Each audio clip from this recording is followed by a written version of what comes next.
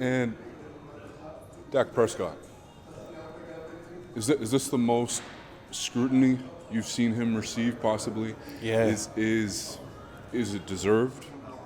And has your perspective or confidence level changed at all in him to the point that you may question if he's the guy that can take the Cowboys to a Super Bowl? Oh, the questions are there.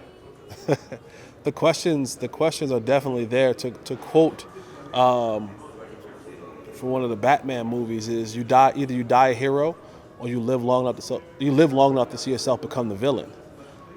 And in year 6 for Dak Prescott, we're tired of waiting, right? We people jumped on board. And remember, early on, it was a big thing of Team Romo, Team Dak, and it divided the fan base. It divided the fan base, and eventually people got on, right? You had the 2016 season, and it was like 13-3 or whatever it was, or the next season, and then it was like, oh, this is the guy. And then you started seeing the development, and like, okay. And then it was like, oh no. And then you had last year he gets hurt. He has the ankle injury and didn't be able to come back from that. And he's dealt with a lot of stuff mentally. And I think he's one of the most mentally tough players that we have in this league. But at the end of the day, when you get paid $40 million a year, I expect more. I expect you to overcome sometimes bad play calls. I expect you to overcome sometimes not having a specific guy, whether it's an offensive lineman or a receiver or whatever it is.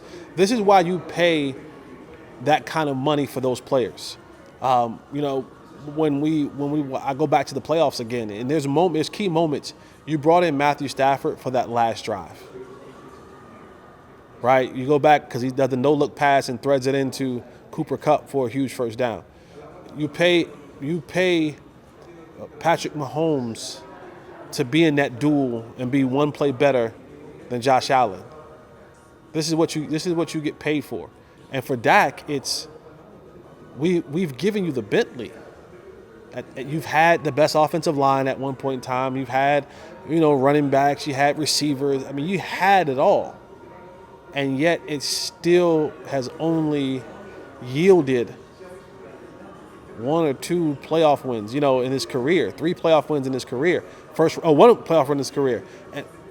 And first round exit. I think it's one of. I mean, he always get the first round. He's always like after the first round, And so, the questions are there. The questions are there, and you saw a lot this year where he looked like he was confused. He looked like he didn't know where the ball was supposed to go, and you don't expect that from a guy in his 6th year.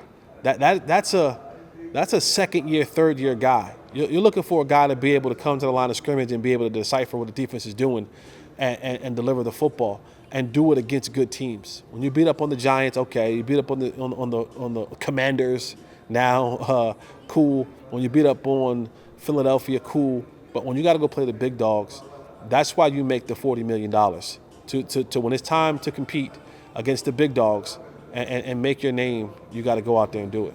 Well, I want to ask you this, too. Do you think the Cowboys are evaluating him even this offseason from the perspective of, is he our guy? Or is it too soon for that? They're stuck. They can evaluate all they want. You're stuck. You talk franchise quarterbacks, they don't fall off the back of the apple cart. You know what I'm saying? And when you commit that kind of money to a player, you're stuck. And so the best thing that you can do is try to figure out how we can help him, how we can make him better, whether that's bringing a certain type of coach, whether that's a player or whatever it is. But you come to the point in time, they're stuck. There is no, you can't go down to your local Home Depot and just get the next franchise quarterback off of aisle 7. So they have to figure it out. He has to figure it out, and they have to figure out how they're going to make this work.